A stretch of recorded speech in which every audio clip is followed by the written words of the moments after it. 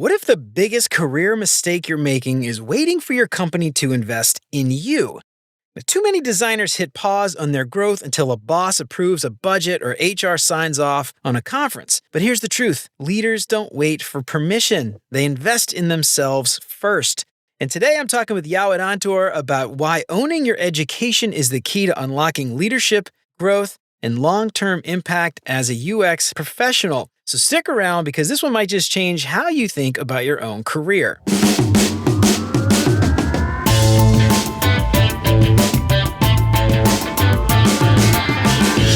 What's up, UX fam? How's your mom and them? Welcome to another episode of Beyond UX Design. I'm Jeremy. If you're new here, welcome. I am super stoked to have you. You ever ship a feature that should have never seen the light of day? Or survive a sprint planning where nothing got planned? Or maybe you just said, let's circle back under your breath for the 50th time this week. Well, you, my friend, have earned a Merit-ish badge. Introducing the Beyond UX Design Merit Badges, a vintage-inspired sticker series for UX designers, PMs, and engineers who have seen things. Choose from 3 sets: Soft Skills, Sharp Tongue, Cult of Figma Initiation, the Pixel Pusher Survival Kit, and more to come soon, so stay tuned. Each set of 5 badges celebrates the chaos, the coping, and the conference calls that should have been a DM. Stick them on your laptop, flaunt them at your stand-up, show the world you made it out of Q2 with your sanity mostly intact. Get 1 set of 5 stickers for $12 or 2 sets for $20 at beyonduxdesign.com/badges. Just promise me one thing: send pics and show me where you stick them. How often do you stare at a blank Figma canvas unsure where to start? Well, this episode is brought to you by Mobbin, the ultimate UI and UX design inspiration library. Mobbin gives you instant access to over 400,000 beautifully designed UI and user flows from apps you love, and content is added weekly, so you never have to start from scratch again. Quickly find exactly what you need, search by app category, UI patterns, and specific features. And my team and I use Mobbin all the time at work to find useful patterns, and it helps my team work much more efficiently. And honestly, I can't imagine kicking off a new feature without Mobbin. So you're ready to level up your design process? Visit mobbin.com/beyondux to get 20% off Mobbin Pro and never run out of inspiration again. And if you haven't done it already, please consider subscribing to the show wherever you listen to podcasts. And if you are regular here and you feel like you're getting something out of the show, I would really appreciate you leaving a 5-star review. That'll help me out so much more than you can imagine. And as always, thanks so much to Chris, Siraquan, Stacy, Radu, Megan, Andrew, John, Mark, Kevin, Jason, Michelle, Marty, Tino, Adina, and Zoe for all their support. And if you want to join these fine folks and many others and help keep the show independent and ad-free, you'll get exclusive access to the entire video library of episodes, including episodes before they're even released. Get instant access to those videos right now for as little as $5 a month. And for more information on how you can support the show and help more people find out about what we're doing, make sure to check out beyonduxdesign.com/support. And of course, if you think the show is worth sharing, then I would love it if you told some friends. So how often have you invested in yourself? How often have you spent actual money, hard-earned cash on your own education that wasn't, your college and your student loans that you're probably still paying off 20 years later? Well, most of us, we wait around for our boss to approve that conference or that class or that course or whatever it is, but maybe we shouldn't be waiting. Maybe we should be taking the time to invest in ourselves, because if we don't invest in ourselves, who's going to do it for us, man? Nobody's going to do it. So I am so excited to have Yao Adantor on the show today. Yao is a seasoned UX professional and entrepreneur who's worked across Fortune 500 companies, scrappy startups, and the federal government, helping to craft products, services, and experiences that solve real problems and bring meaningful change to people. And as the founder of UXCon and User Experience University, he blends research-driven strategy with hands-on craftsmanship. And experienced instructor, Yao has taught UX courses at MICA and Johns Hopkins University. All of his work is powered by God, his wife, and their 3 beautiful children. Yao, welcome to Beyond UX Design. How's it going, man? So happy to have you on. Man, thank you for having me, Jeremy. It's a pleasure. I know we've connected through the network, and I'm sure we're going to speak about that. And just ending up here talking to you is an honor. So, right on, well, likewise. Yeah. So I am so excited to have you on. We need to talk a little bit about UXCon also before we get out here. Don't let us forget that. But yeah, man. So you've been doing this for a little while, and you've been around the block. You teach at the university level. You've also got conferences and things like that. And it's interesting. I think you've kind of seen this firsthand. What's the right word? The hesitation for people to invest and spend their own money on their own education. They always wait for their bosses or somebody, their company to reimburse them. But, that is probably a mistake. So we're going to dig into that today. So I know I read your bio a little bit there. Tell us a little bit more about you and how did you come to this ultimate conclusion that people are wasting their time waiting around for someone else to pay for their own development? There are so many places to start, but I think around this conversation is really my journey into UX, right? And through UX.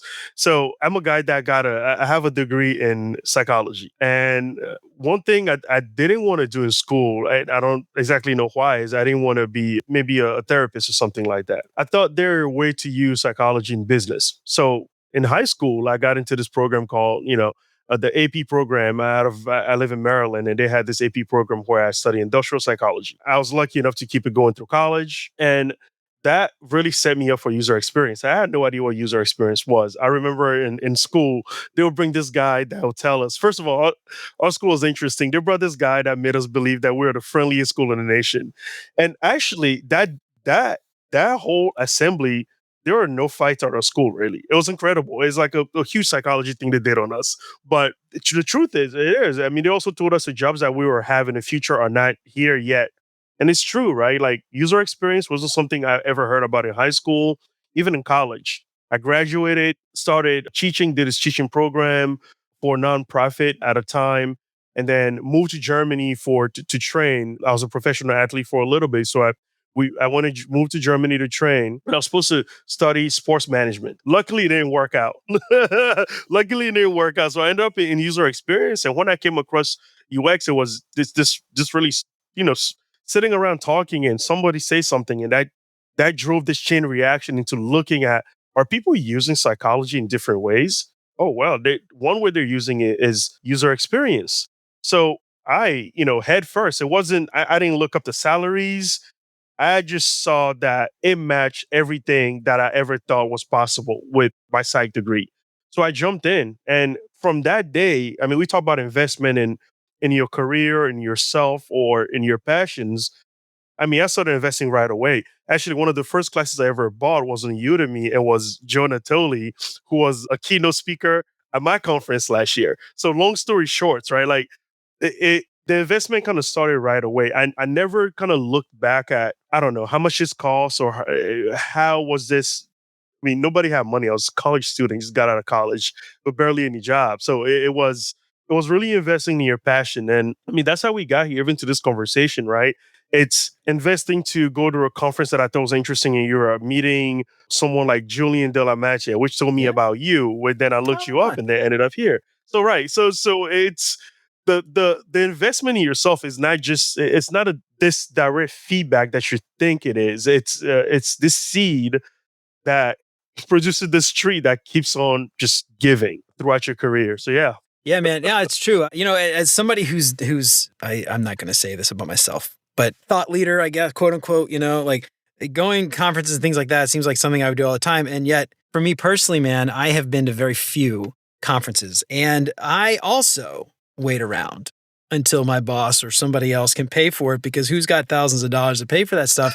That's But right. I'm guilty of this as well, and this is not something I think that I think a lot of people think about as far as like investing in themselves. We think about investing in school, and we're all fine dropping $50,000, sometimes $100,000 on a college education, and yet when it comes to taking a course, even $500 for like an online course or something, people are just scared to do it. And so, I'm kind of interested in your perspective here as somebody who has been on the other side of this as an educator. One of the things I think we often miss is that ROI. As UXers, we always say we need to speak the business, the ROI, the return on investment.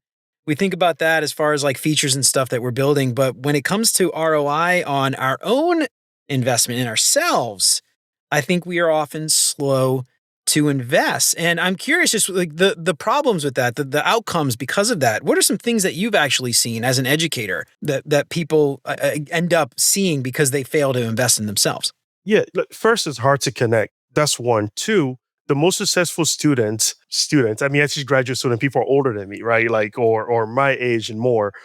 You can always tell the most successful people in a class by the way they are proactive in their lives in general, right? Oh, I'm going to this. Oh, I am going to do this. that vocabulary is the ROI. Now, the first thing I said was it's hard to connect. If you were to look at a map, if you were to put down pen and paper and you go, this is where Jeremy started his career. The first person I met from school, from high school all the way down to college and your first job, you will notice clearly that it was an investment in time. We talk about money, but really it's your time, right? That's why we get paid hourly or yearly. We get valued in time. If you think about all that time spent connecting, writing, designing pays off, that is the education. It is not just being in a class or something you sign up for and getting a grade for. That's just something that we gotten used to. And it's hard to break out of that vocabulary. But investing in yourself, or your education, it's more than just hardcore school. It's more than that. It's the experiences that you really get to use to kind of bridge the gap between hardcore knowledge that we teach, whatever it is, interviewing techniques, whatever border radius, to actually applying that in real life and how that affects people. That can only be done by connecting to others. And my friend, that costs money and time, right? Like people organize the conferences I've been to are people organizing, putting time, getting venues, getting this and that. All that is calculated into time. And then when you come there, the power of community just really takes you over. I've never been to a conference and left disappointed. If it's always been, I glad I came here despite the money I spent. So in the classroom, we in a classroom or whatever, which is virtually now and all these hybrid programs, you can always tell the people that already have made it or are making it by that proactive move, right? They're always investing in the next thing to be where people are talking or speaking, whether they want to be a leader or want to be an influencer, all of that. That's not the point. It's learning, being part of that knowledge growth community that's happening. Yeah, Yeah. it's funny. It's interesting you mentioned that because this is something like I've thought about a lot. Going like I grew up in New Orleans, which is a place where you know everybody knows everybody and like things you get things done with relationships. You get things done Yeah. because people know who you are, and things stall when you don't know people. You know what I mean? Anyway, what's interesting down in New Orleans is they've got a lot of these like private schools, mostly Catholic schools. The public school system in New Orleans is getting it's better than it was when I was a kid for sure, but it's still the Catholic schools are still pretty big. And what's really interesting down there is like what I found is a lot of these schools you end up with people who go on to be successful a lot of times, private school, but they're not successful because their parents had money or they're not. Well, that certainly is the case sometimes. But a lot of times they're successful because they knew people, because they were then connected with other people, or someone's parents was important and a big wig in New Orleans, and then you made friends with their kids, and then you had this sort of network effect, I guess, if you would, that then helped you to make connections and become more successful, I guess. And what you think about that in terms of like college, like Harvard, Princeton, right? UC Berkeley is another good example. Like those people that go there aren't any smarter. Well, I guess sometimes they are. But they're not necessarily better. They're not necessarily, more likely to succeed on their own. They're more likely to succeed because they know other people from Harvard and other people from That's right. Princeton and other people. Yeah, it's the access to those networks that a lot of times you're actually paying for.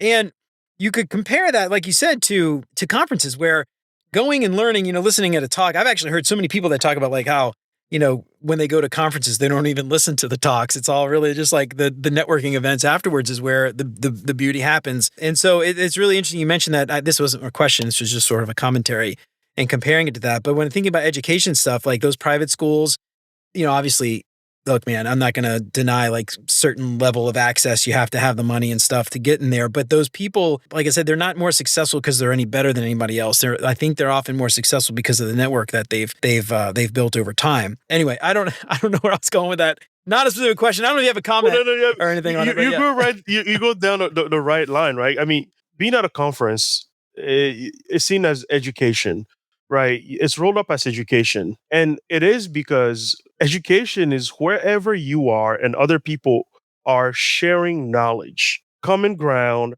and especially differences. This is where we grow the most.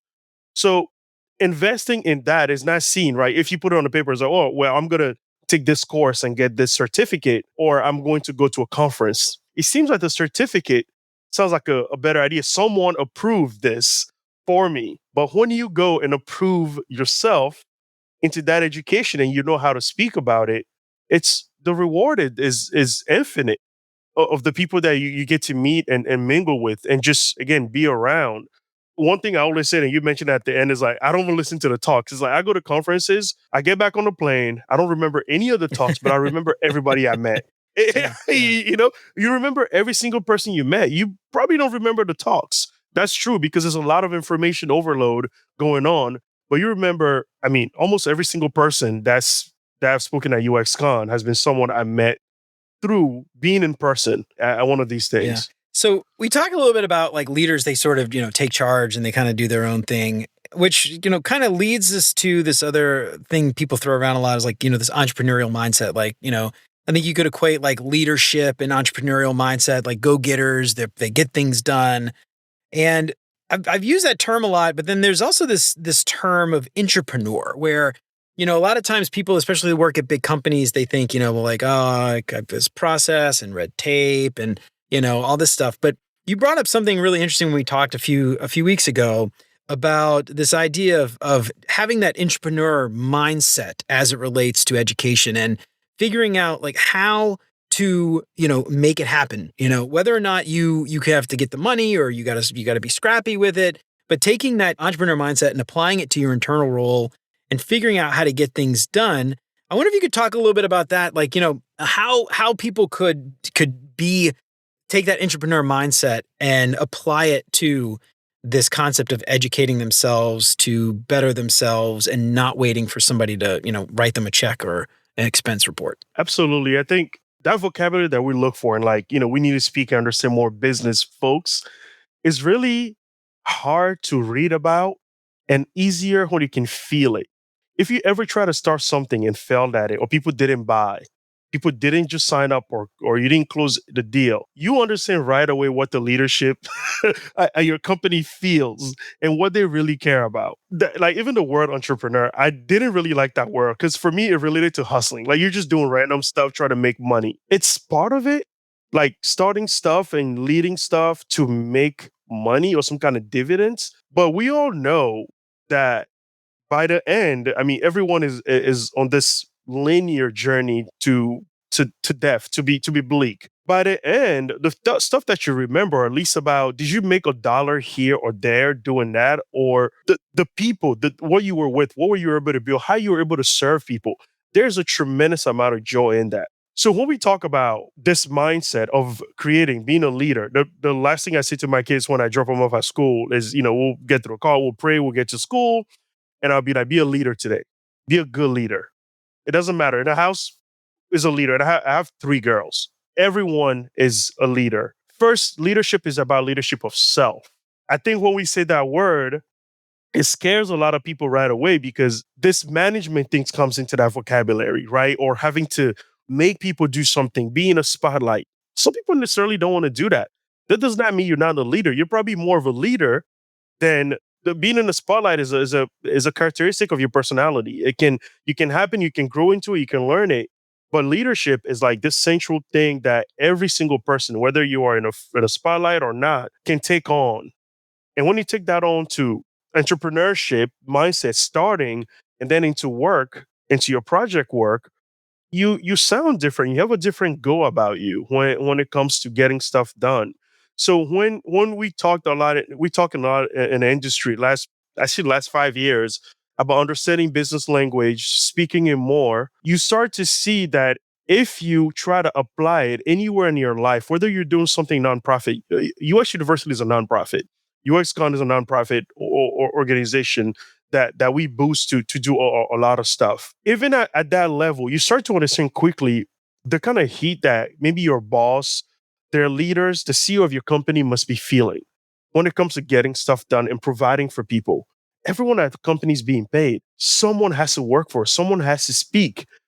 That language translates into your work. You start taking more leadership and more ownership, whether you're just conducting research or in charge of this one little screen. When you see yourself and you start to put yourself in the mindset of the entrepreneur, the leader, it changes the way you work. It truly does. Yeah. Yeah. One thing I'm hearing in there too is like, is this bit of confidence, right? This bit about confidence. And something I think this is something I've experienced personally firsthand, dealing with executives, especially, right? Like a lot of you've heard the term like executive presence probably. And I feel like a lot of times that like it feels fake and forced and it feels like you're playing the game and you're playing in the politics and stuff of it. But the benefit, the positive side of that, or the bright side, I guess you could say, of executive presence, what I think is people who exude confidence, who speak with confidence, who make people realize that like they believe the thing they're saying, they aren't questioning it themselves. They're sure we're making the right decision. We've thought about it. And it's not false confidence. It's not confidence in that like I'm just, full of crap and I'm confident. This is, I'm confident because I have done the education. I have talked with other people. I have gotten feedback. I have, I've proven this idea out and therefore I am confident. And that I think often like will set the difference between, a junior designer who thinks they know what they're talking about and the senior higher level people who know what they're talking about. And when I think about this idea of the conferences, especially, you mentioned this, like going, you feel refreshed, you feel rejuvenated, you feel confident, you feel like you've had a chance to talk about ideas and you've gone to those networking events afterwards and you had a couple beers and you were talking about the right way to do, or, maybe you were debating with somebody about like Yes. my idea versus your idea and you found common ground, whatever it was, but you like, maybe you had a different thought or you came up with, and those things I feel like, I don't know, what I'm hearing is, going to the conferences, things like that, those networking events afterwards, it helps build that confidence. And it isn't just sitting through a talk is going to give you confidence, right? It's like discussing and conversing and asking questions and refining points. That's right. to me how you build confidence. So, again, this isn't a follow-up question. I'm just kind of making a comment. No, But no, it's I love true. that. It's true because when you said that, I started to get this image of the way we build US Con is there are many breaks in between these talks. It's one day, it's very community based. So you see a lot of joy and smiles in this 5, 7 minute breaks that we have in between. People are, I mean, the energy in there it's really contagious in these small breaks where people get to, you heard he said on stage? That was ridiculous, right? Like you hear conversation and people go back and forth, and it's really difficult. And I wish I can find a way to ROI it on paper. And even if you do, it's hard to read and say, hey, out of one of our goals starting last year is that you come to our conference and you walk away with one tight, real good connection and three LinkedIn network friends that you see their posts and stuff. Well, you come over with one person that you can actually exchange your number with because you're like, I connected with that person on a deeper level. That is our ROI. It was never how many tickets we sold, how much money. It was if we can do that, we know that everything else will take care of itself.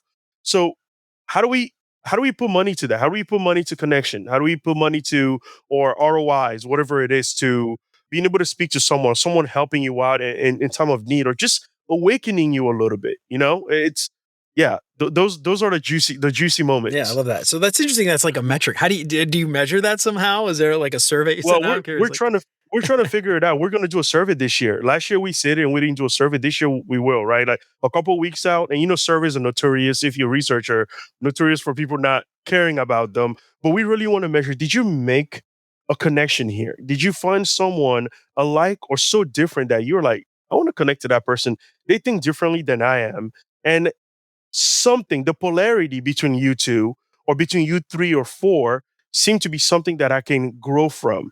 We want to measure that this year. It's critically important. I mean, what's the point of gathering people into a community and sharing knowledge if you don't come up with anything tangible? And tangible is not like someone literally handing you a job when you walk out. It's the information is more important. It lasts a lifetime. Jobs will come and go, but that information and that connection is gonna go on forever. yeah, I Yeah. love that. Yeah, yeah. I'm interested to see what the survey results are. It's what's interesting. Yes. But thinking like things like config. I know so many people that just spend the money to fly out there and get a hotel room and never even get a ticket. What's kind of I know like UXCon not that big yet. One day will be. Yeah. Yeah. But it's interesting like that. And those people I think have tapped into what we're talking about here. Yeah. Like they're Yeah. not going That's there. interesting. I Yeah. never heard that Yeah. actually. That's really I know a interesting. lot of people that do that, like because they sell out and you can't get a ticket, but people will go and they'll hang out. And, Ah, it's like South by Southwest. Like people go to Austin, they never go to the conference. They go there for like the wow. shows Okay. and things like that. So anyway, my old band, we used to do that. We used to drive from New Orleans to Austin and just to play shows, but like we were never officially part of South by That's Southwest. But incredible. anyway, yeah. So like, people do that with config and stuff. And I think they're tapping into a lot of the things that we're talking about here, where they're picking up that the value of spending, $1,000 to fly to San Francisco and get a hotel room or sleep on someone's couch, or the Yeah. floor, hopefully not the side of the street. But, sleeping somewhere for a few days, they've tapped into that value is not the talk. The value is not having a ticket and getting in and having a chair. It's mingling. It's all that other stuff. So it's really interesting. People have tapped into that. I wonder if anybody's actually like kind of call that out. But something that you mentioned a little bit ago, I want to circle back to this. You mentioned this, holistic view of education and investing in yourself is investing in community and things like that. And I'm like, how do you connect that idea of education to that bigger picture of life and your career and everything else? How personally, I know it's like probably a personal answer. Everybody's going to be different, but I'm just curious. Like, Yeah. Yao, how does Yao do that? How do you do that? Education is, I guess, even the definition of the word, right? It starts to, it's so different now. Like I educate myself by, you turn on the YouTube, you put in, how do I play, this song? And there's someone teaching you every step. That's education. Or in the past, maybe you had to, sign up for a class or just, Hendrix, right? Listening to the recording and trying to play through. You have someone literally walking you through. That is an archaic definition, a step-by-step follow me definition. And then you have education such as we grow into, K through 12 and you start to kind of dive into deeper things. You go to college and it's this world of everyone is melding with these ideas and learning, trying to go somewhere. You educating yourself more. You come from this education, what's one plus one? We give you all the facts as children. We try to do a lot of stuff with them, play sports, do this. Then you have a little deeper world. And then you get into your career where that definition gets really buzzy, right? You're too busy now, maybe to take an extra class or to get even another degree just because you like it. Now your education in life has started. It started a long time ago, but now the applicative side has started. And it becomes that self definition that you just talked about. Now you sort of define education for yourself. Education for yourself may be picking up an instrument and playing at a gig or going to an open mic. Maybe that's education because you learn how to perform every time. It can be showing up at a conference that you don't even listen to the talk, but you go to all of the happy hours and the party to connect with people. You're learning something about how to be. In the end, for me, education is, and what I'm defining, and this will change if you ask me this 6 months from now, a year from now, it's really learning how to communicate your intent. This is the base of, I've started finding at the base of all good business, all good entrepreneurship, product, whatever it is if I can explain to you something that I'm trying to service in your life, whatever it is. And if you can understand that, communicate it properly, you're likely to buy into it. So when I'm educating myself now, it's really on even playing music or teaching, learning, building a conference, working with people at work. What is this individual? What is this person? What is this group trying to say? How are they communicating? How am I communicating to them? Do I have the right intent? When I walk outside of my house, eh, I got into an interesting conversation a few weeks ago with a tailor, and they were talking about. I come from a country where like a lot of men are tailors. Like people do a lot of custom clothes. So talking to a cousin back home, and they're talking about styling this and even getting dressed and walking outside is a way of communicating. So for me, lately, education has become. How do I learn? How do I find out ways that people are communicating? What is communication? We just talked about the way you talk, the way you present yourself, the way you invest in yourself is the way you communicate your value when you're at an interview or you're asking for a raise. What have you done? What are you doing that is telling this organization that you're bringing value into it? Really, really hard to understand until you try to do something yourself, whether you're leading people or you try to start a podcast and having people subscribe. And it's just not moving. And it's just people are asking you questions. You're like, I thought this was going to work. That is education. So from facts to a little bit of things getting deeper and grayer and more sophisticated in college through your younger adult life where things get gray, you sort of have to define education yourself. And this is where whether we started, whether those two people started at a really high end Montessori school or a public school or whatever it is, when you start to define education yourself with your values, this is when a difference maker happens. Whether you're being a leader or you wanted to really progress in your life, that's where it starts happening. So how are we doing that as a community? And when we niche it down to UX, I mean, a lot of things break out, right? Like from the huge conferences and then the meetups that are just kind of shutting down, people are burning out because there's not a lot of engagement to what we're trying to do now. It affects every part of your life. I mean, I know we speak in user experience and all of this tech talk, but when you get to that level where you have to define it, you have to keep growing, keep learning, forcing yourself to learn, even though you don't have to. This is when the magic starts to happen for you, you know? I love that. Yeah. Yeah. So you're thinking about like community and stuff, and part of what you said I really love is, you're educating yourself, not just for yourself, but to bring people up around you. And so it makes me think about, like fulfillment and being fulfilled and, filling your cup so you can fill other people's cup and things like that. So talk to me about that a little bit. Like why do you think that personal energy fulfillment is part of this conversation around education for you? And I think a lot of people it's not. It's just like I need to, learn more stuff so I can fill my head with more stuff, but it's not really, it's more of a selfish thing. But I think for you, it's more of a community driven, philanthropic almost, like, I don't know, Yeah. kind of way that you're approaching it. Well, I mean, that's where my story or my soul has driven me, right? Like, therefore, whatever reasons, there's a bunch of things that maybe you can pull together to say this is why this person does this thing. Probably a bunch of things that I don't even realize, but to be of service. I mean, one of the greatest moments last year was being able to find the person to give the Lifetime Education Award to, and that being Joe Natoli, who actually happened to live in Maryland and to be the keynote. That was a magic moment for me. He's the first face I ever seen on a screen teaching UX. So to be able to honor that person in service by saying, hey, what you've done didn't just affect me, it affected my family. I'm able to make a living out of user experience, pay for my family, my kids' stuff, and everything else. You see that it's not just you. Like it can't be, it can't be just you. Every dollar you make or spend or generate fulfills a range of people's desires, whether you like it or not. So it's hyper connected. It's very, very much connected in that way. So yeah, for me, it's community education. If you know more of the right things, now there's a lot of knowing to be happening. This frontal cortex, you can just use it all day long and knowing facts. But if you know a lot of the right things and you don't know how to use them, it's also useless.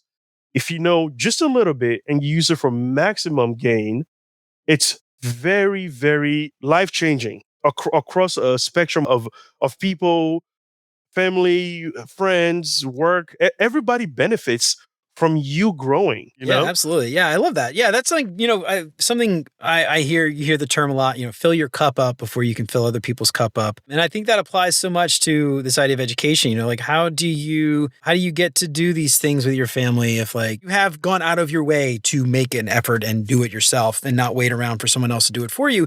But beyond that, like UX conference, right? Like you wouldn't be able to do this without like, educating yourself in some way, either going to conferences or like trying. I mean, I have to imagine you tried multiple things before this, and I imagine a lot of things failed. Failure is education, not being afraid to fail. So anyway, I just like give kudos to that because I feel like that's such a powerful thing to think about is like education here is not necessarily just about filling your head with a bunch of crap, but thinking about it in terms of I'm getting better so I can help the community around me and bring everyone up along with me. Tide rises all ships. I love that. So something I want to talk about a little bit is as a dad, this is something, I think about like the cost of education often. We think about money, but there's the time, there's the, the opportunity cost. What could you be doing if you're not doing this? Right. And so as a dad and husband of two kids, for me, saying I'm going to go drop, not even, let's say it's free. You could give me tickets for free. I have to go for 3 days to this conference, leave my wife at home with 2 kids. That's a hard sell. So I'm curious, like people out there who have, a family that are maybe thinking like, the money isn't the issue. It's really just like me trying to convince my wife, like what I need instead of an expense report, I need like some my wife or like something for that, like have her approve this. You know what I mean? Yeah. But anyway, I'm curious, like, what are some things, have you thought about that? I'm sure you have as a dad of three Oh and a man, husband.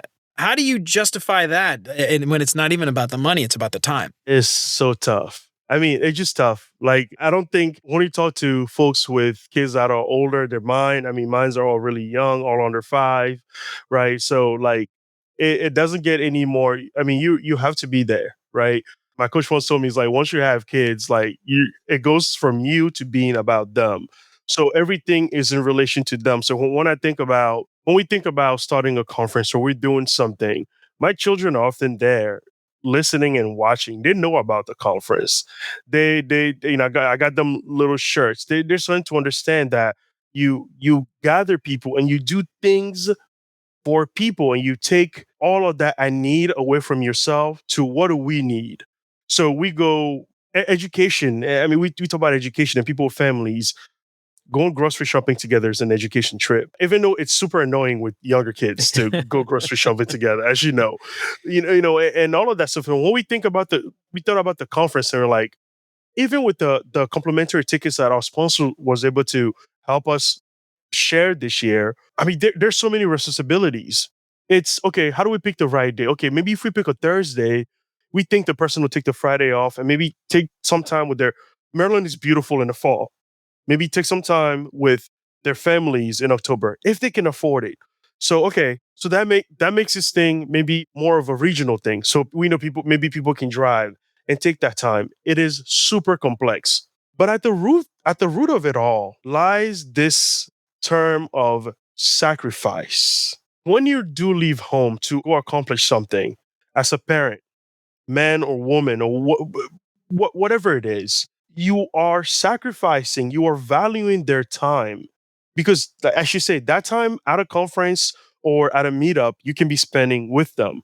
Why are you there? If you can improve, if you can bring back home, announce more of joy, everyone. And when you hit your family, you come in contact with them, and everyone just kind of merge together. That implodes. It just becomes more. So you're doing the math on, man, okay, I have to go out and spend a few days, even traveling for work. What am I really going to do out here? Is it necessary? If is it necessary for me? Because if I can do something here, if I can unlock maybe this, what do you call it, writer's block, designer's block, or researcher's block, everyone is going to benefit. So there's an element of sacrifice across the board. You sacrificing for yourself, that time hanging out, you sacrificing for your family. Essentially, as a parent, pulling a little bit of their time, right, and putting into that sacrifice jar so something can come out of it. So whoever you meet 10 years from now, say something that helps your child. That would have never happened. There's just so many unknown threads. Every time you meet someone, it starts like, this multi-universe in the back that you have no idea what's going on, and that gives out. So it's a second of measuring the necessity of this for me. What is this going to bring to me, to us, our and this common sacrifice element that goes into it? It's very difficult. There's no easy way to leave your family to go do anything, especially when your children are young. Yeah, it's hard, man. I mean, I got maybe get my wife to listen to this episode here, but honestly, I mean, like, we both like make, she goes out of town for work, I go out of town for work. We gotta like, you want to have, friend date or dinner with your friends, go, have dinner with friends, like, well, I'll go grab some beers with my friends and stuff. It's doing that kind of stuff. I think it's just more of like I think it's, it's hard though. I don't have an answer because every relationship's different. It's hard. Like I put you on the spot because like, I don't know how you even answer that like, from a global perspective, like It's everybody just listening. tough. But I think it's one of those things, again, I think about like opportunity costs, like I've got a podcast, right? And so, my target audience is like ripe for a conference, right? So like if I go to config, I'm able to take some stickers and some merch or whatever and some swag and like leave it and give people stickers or shirts or whatever it is and advertise. And there's an opportunity cost there. Like if I don't go, how many people don't? listen, or people would I meet, like, what guests I never come across that I hadn't met at that after party or whatever. Meanwhile, my wife's like sitting at home with two kids screaming and yelling, fighting, bloody murder, Yes. and I'm like, hey, I'm hanging out at Yes. this bar with these really, Yeah. So it's like I don't know. It's certainly true, but at the same time, it's a hard sell sometimes. But There are a few things that one, having the right partner, yeah, essential. We can have weeks of talks about finding the right partner for you. Two, one thing we I didn't talk about, which is tremendously important, is living as an example to your children. There is no doubt that if I didn't grow up in a community or in with examples of people doing stuff, that I'll be trying to do stuff today. When they see you leave the house and you go, dad is going to a conference, mom is going to a conference, business, what do you do at a business trip? My children ask a lot of questions. I'm doing this, and that for that. That education is so tremendous for them because you are the biggest example in their lives. They're essentially going to follow your path. So if you don't do it in a way, and I mean, when you started mentioning that, I'm like, yeah, I mean, they're watching you more than you know. If you don't do it, they also don't do it. They also don't have the courage and the fortitude to go, okay, I'm going to leave for a few days. That's going to be stressful. How do we deal with it? Over the last weekend, I played a festival the last weekend, and my kids, my wife was, with three kids coming down, and they were near the stage. And at one point, I was playing, I turned and looked at them, I'm like, gosh, that's a lot of work. But they were enjoying it, and they won't have stage fright when they're older because we bring them around this kind of stuff. So the intangibles are so complex, but giving. yeah, it's definitely, you make a good point about finding the right partner. My wife is extremely open to me doing these types of things, so I'm very lucky. But yeah, it's interesting. Finding the right partner as it relates to, like, education, or sorry, being an entrepreneur. When if you were to start a company, like, that's a huge thing too. So many people, like, find the wrong partner or business partner, and they think being an entrepreneur is, like, awful. And it's because they started a business with the wrong people. You know what I mean? So anyway, that idea of finding a partner, I think, is a universal, truthfully, partner, friends. I think even friends, but I would consider them partners as well. Bandmates and all that stuff.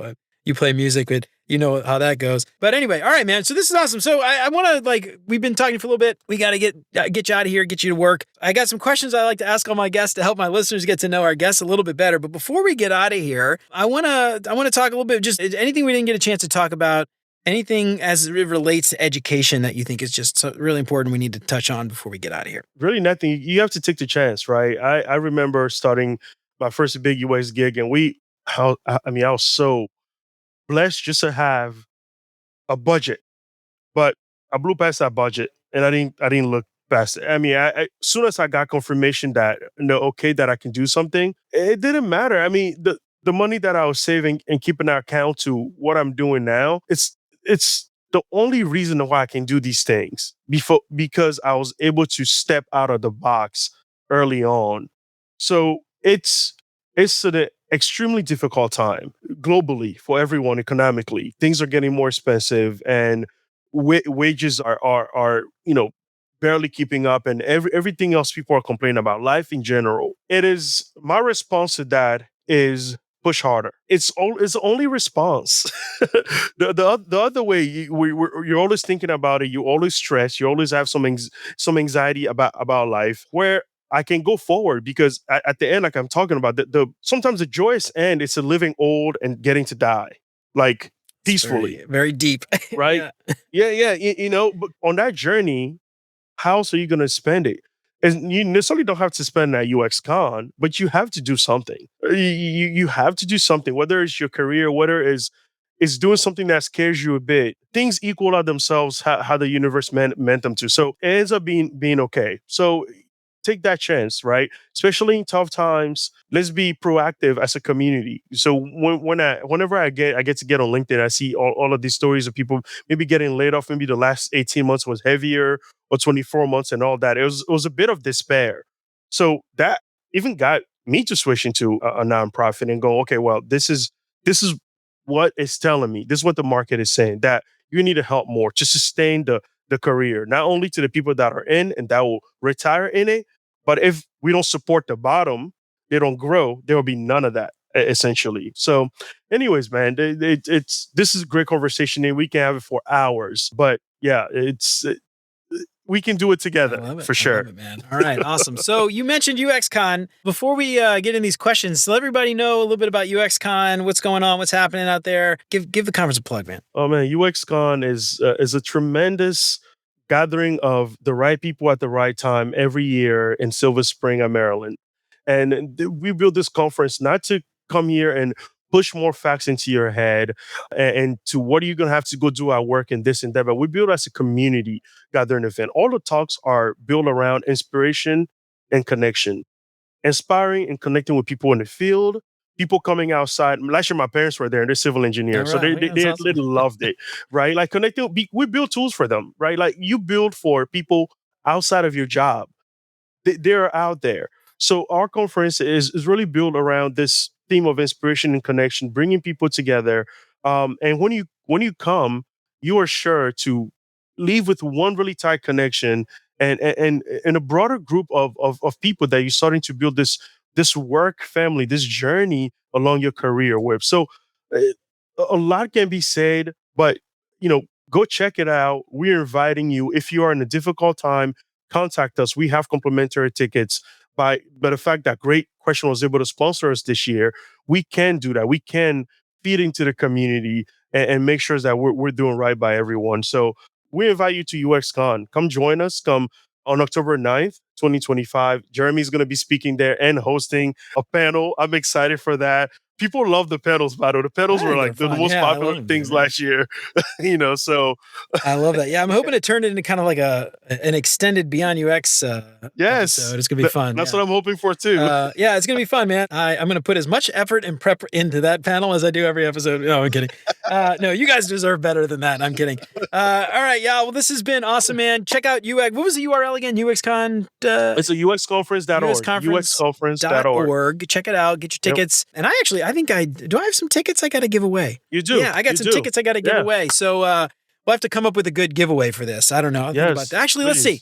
please. You listened all the way till now. Actually, listen to the end. Yeah. Listen all the way to the end. Used to that. There's a secret word we're gonna say, and how many did I get? How many tickets did I I get? like that. You have 10, I have 10 actually, tickets. but hey, it can go All up, right. right? The People are first howling 10 for it, it can go up. people to email me with that secret word at the end of the episode is going to get a free ticket to UXCon. It is it's on site though, which is great. This is going to be the first conference that I have been to in person know. since COVID. I'm excited. I'm excited. Yeah, me too, man. So I'm really excited to do that. A little nervous, to be honest, because I haven't spoken at a conference in person like this. It's the So, right place yeah. to do it. People are very welcome. Yeah, right on, man. All right, dude. So like I said, I've got a few questions I'd like to ask all my guests to help our listeners get to know our guests a little bit better. Are you ready? First thing that comes to your mind. You don't have to think too hard about it. You ready to do this? Okay.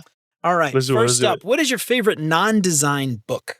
Oh man, Emmett Fox, The Power of Thinking, of Positive Thinkings by Emmett Fox. Okay. I don't think I've read Yeah. that one. All right. The Power of Constructive Thinking, Power Emmett of- Fox. I love it. Yes. Awesome, man. All right. Good read. What's it about? I mean, obviously about constructive thinking, but His constructive thinking is it's definitely spiritual, but he makes some great points there about life. You can use it for anything if you're in the right mindset, obviously. I love it, man. That's awesome, man. Yeah. Check it out. All right.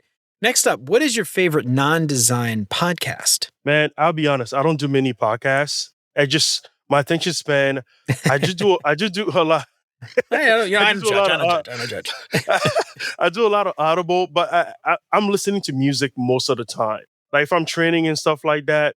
But yeah, I'm gonna say I have no idea because I haven't listened to a podcast in years, literally, like a non-design podcast. I'm probably listening to music. Right on, So man. I yeah, love that. Tell us a little bit about your band, dude. You play music, right? play some blues, I man. love that, dude. I love that. What? I'm from New Orleans, man. You know I love that. Oh, what? yeah. Tell us about your band. I want to know. Like, Oh, do you guys have a recorded, or y'all just do like it's like a jam, like covers and stuff, or do you guys do like originals? I mean, I write a lot of stuff too, but we play blues. We play old, hill country blues and like old blues, Muddy Water, Sun House, that kind of blues. So yeah, do a show here and there, and we have fun with it. Like there's a big community in the Baltimore area with the blues. So open dude. jams and that Dude, kind of stuff. can we Yeah, do it's a fun. jam night when we're there? If you bring your instrument, well, we can do I it. play drums, dude. So if they got a house kit, Oh, you gotta bring a whole thing. Is there anywhere to go? Like it has like a house kit we could play? If it's actually first or third Wednesdays there's a place called the Polish Home Club in Baltimore that does a The jam. If Polish it's one Home of those Club does nights, blues jam. Okay.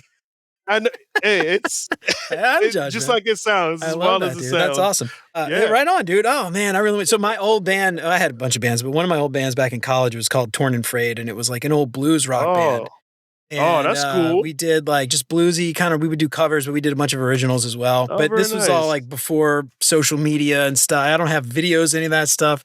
I had one. We had one CD. This was before Spotify even. Like none of it's on Spotify. We had a CD that like I don't even know where the CD is anymore. Isn't music an incredible communication It experience? is. Oh yeah, Because you dude. never Oh yeah, know, man. right? Like I think I started playing music not too long ago, but just the fact that musicians exist.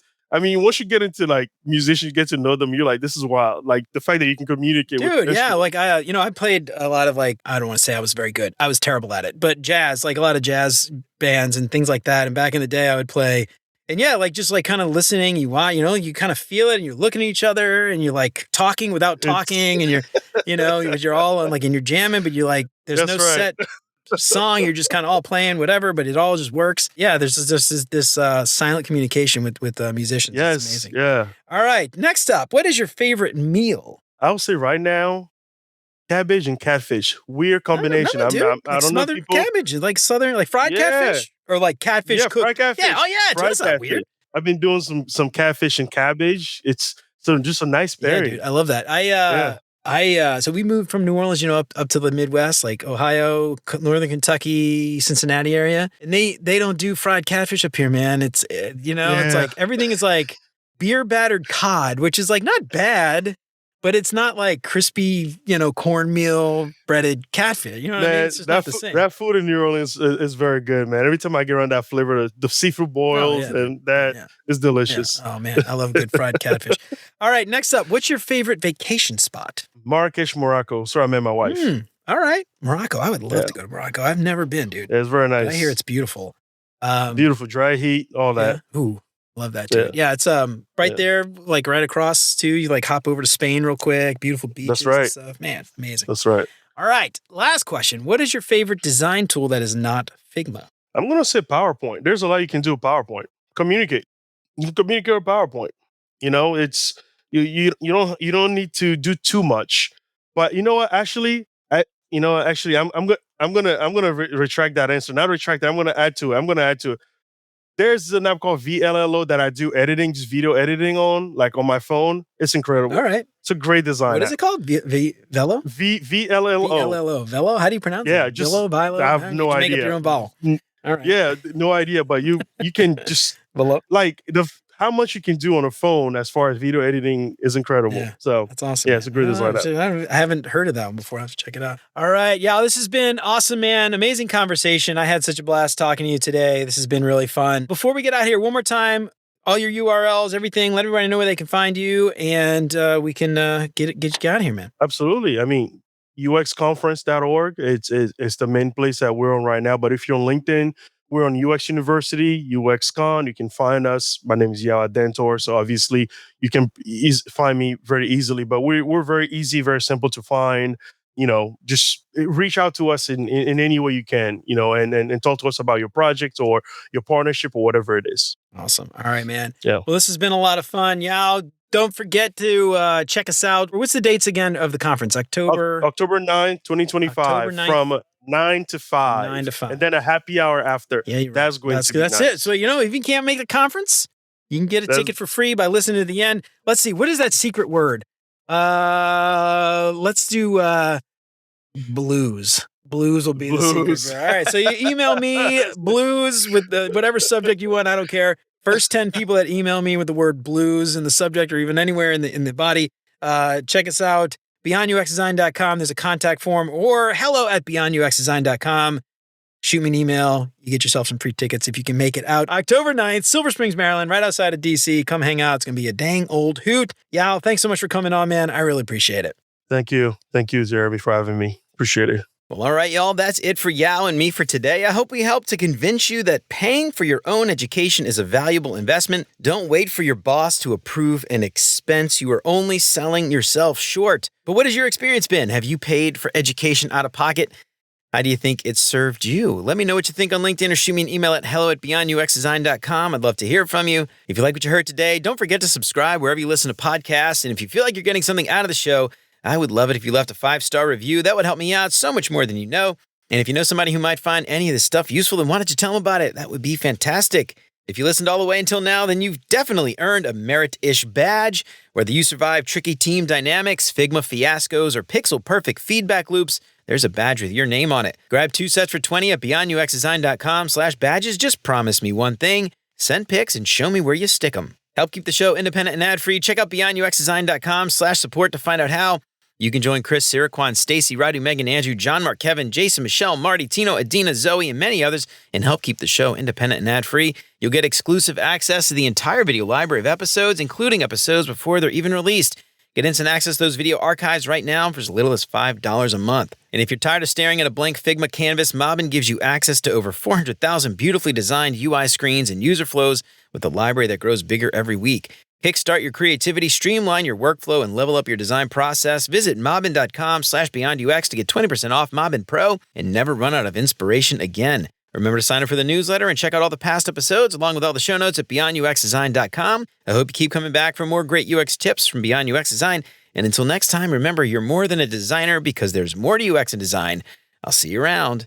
Take care, y'all.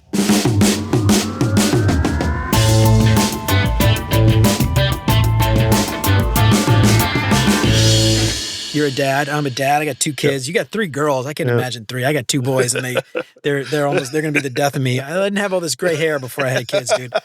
I'm bald, so you know that works out. There you go. Well, either way, you go gray, you go bald, or maybe sometimes both.